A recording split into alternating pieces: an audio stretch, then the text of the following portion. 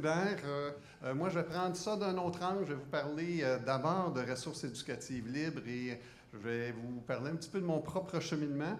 Et ensuite, je vais vous parler un petit peu d'un projet particulier qui s'appelle la Fabrique réelle. Écoutez, dans mon propre cheminement, 2011, Collège La Flèche, ma première recherche, j'attire votre attention sur la licence. En fait, à cette époque-là, c'était une recherche financée par Paréa. J'étais conseiller pédagogique au collégial. Notre mandat, on devait remettre 13 copies imprimées qu'on envoyait dans les bibliothèques des cégeps. Moi, je me disais, après 3 ans, avoir passé à effectuer une recherche, la diffuser en 13 copies, c'est un peu décevant. Qu'est-ce qu'on pourrait faire de plus? Alors, nous avons mis une licence, puis là, il y avait tout un petit copyright, donc on a mis le petit copyright, mais en même temps qu'on a mis le petit copyright, on a dit que ce document peut être reproduit par des moyens mécaniques ou électroniques, en partie ou en totalité. On était Creative Commons avant Creative Commons.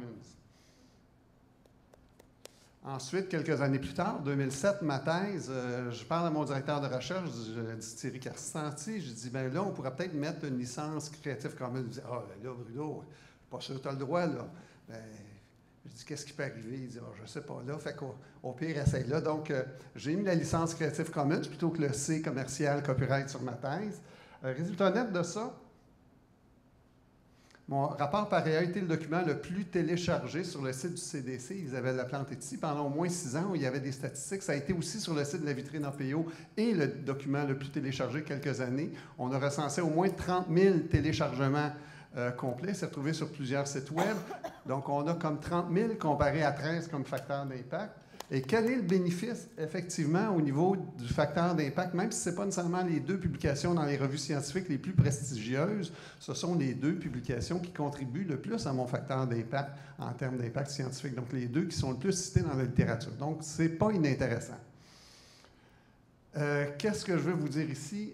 Reste libre, ouvert. La distinction entre ouvert et libre, c'est assez fondamental à comprendre. Avec HEC et Poly, on a parti une initiative qui s'appelle EduLibre. Écoutez, dans EduLibre, on a rejoint 100 000 personnes différentes depuis 2015 dans environ 75 MOOC.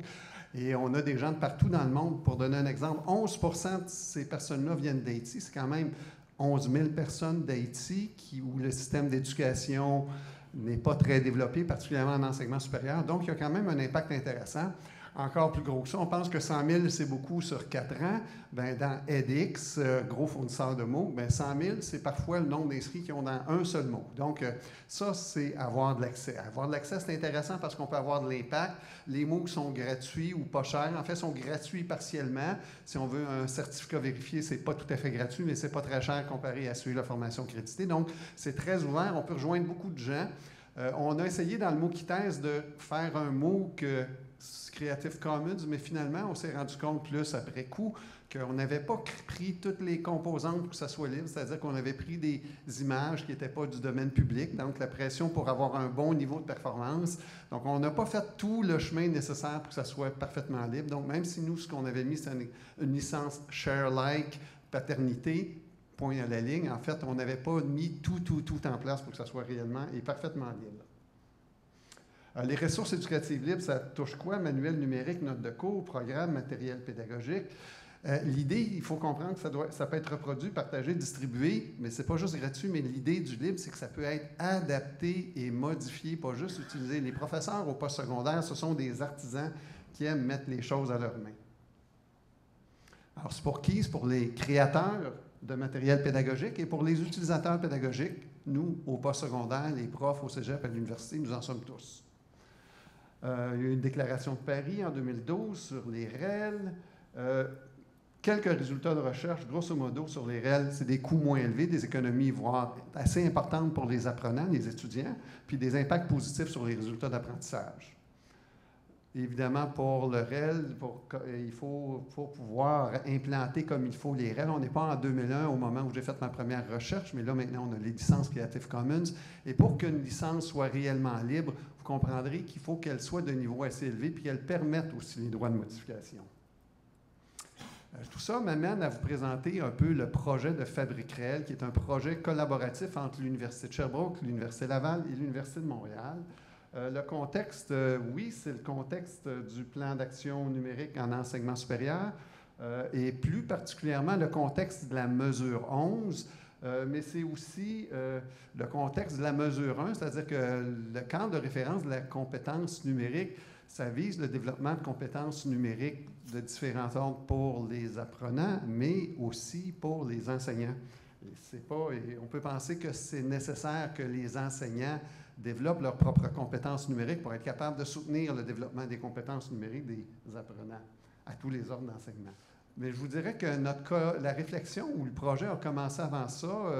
On a eu les 3 directeurs des centres de pédagogie universitaire, quelques atomes crochus. On s'est rencontrés à quelques reprises, puis avant même que le plan...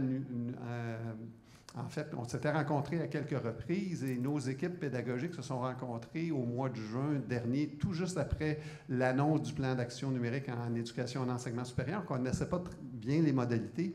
Et là, il y a vraiment eu un intérêt à collaborer ensemble, à mettre nos expertises en commun.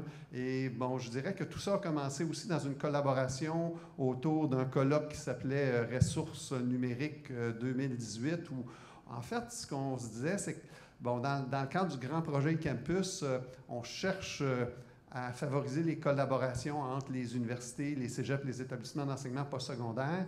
Mais ces collaborations-là, c'est peut-être plus facile de les commencer dans le domaine des MOOC, dans le domaine des ressources éducatives libres, parce que c'est pas là où, comment je dirais, c'est pas là qu'il y a c'est pas là qu'il y a la tarte, le beurre, l'argent du beurre, donc c'est plus facile parce que... Donc, on avait commencé comme ça des échanges, et dans une rencontre que nous avions eue entre nos équipes pédagogiques au mois de juin l'année dernière, je dirais que nos équipes pédagogiques sont allées encore beaucoup plus loin que nous dans leur volonté de partager leurs pratiques, développer des ressources en commun, et c'est ça, en fait, qui a été le moteur de la naissance du projet.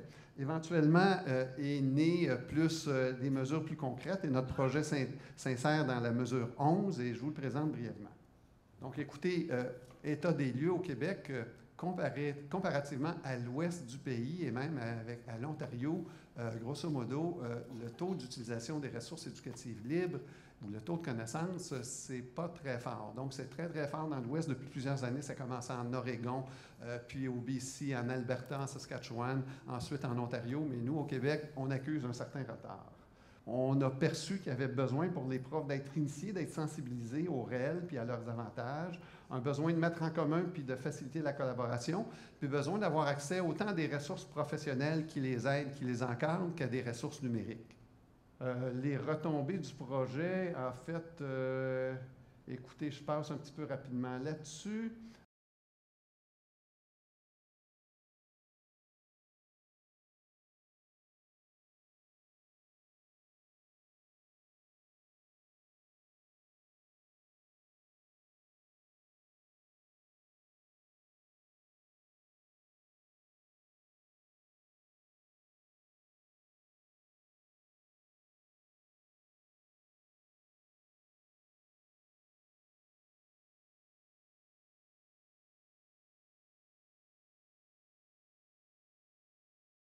Le concept, c'est d'avoir un ensemble de personnes des universités et des collèges du Québec qui vont bénéficier d'un accompagnement dans le développement de ressources éducatives disciplinaires.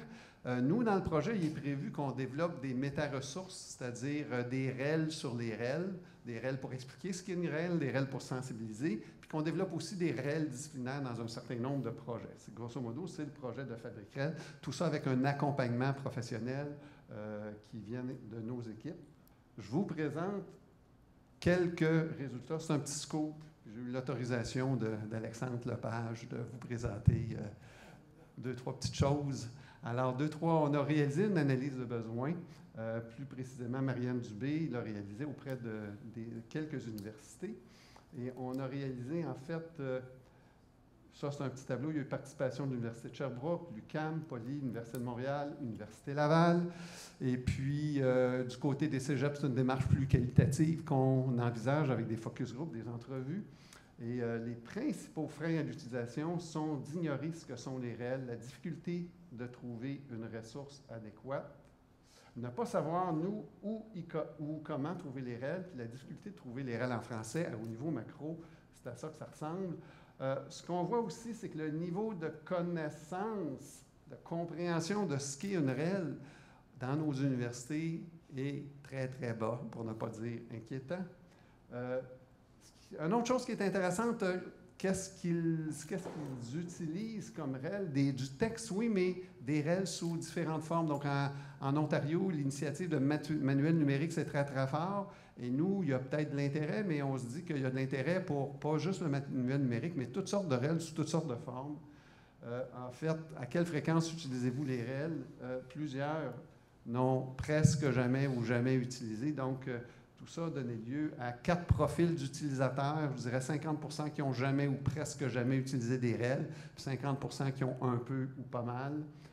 Les freins au partage sont la méconnaissance des licences, ne pas savoir où ni comment soumettre les REL, l'incertitude quant à la propriété intellectuelle. Alors nous, on a, dans quelle méthodologie on pense adopter? La méthodologie Sprint. On a envoyé un de mes conseillers pédagogiques du Centre de pédagogie universitaire assister à un sprint à eCampus Ontario.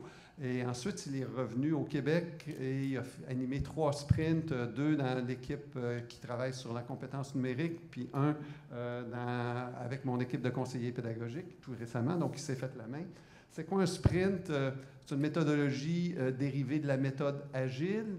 Et un sprint vise, dans le fond, à résoudre un problème complexe et développer un prototype. Donc, on s'est dit finalement, nous, ce qu'on est en train de se dire, c'est que le problème complexe qu'on a à résoudre, c'est d'informer, non seulement d'informer, mais il s'agit de sensibiliser, d'informer les enseignants, mais aussi de les mobiliser à utiliser des REL, puis les mobiliser à produire et à collaborer pour produire des REL. Donc, ça recadre un peu le problème. Je ne sais pas à quel type de solution on va arriver, mais peut-être que ça va prendre plus qu'une vidéo pour expliquer c'est quoi les licences Creative Commons pour pouvoir vraiment mobiliser les profs à utiliser des REL. Peut-être que vos idées seront bienvenues si vous en avez, mais je dirais que c'est ça notre véritable problème complexe à résoudre.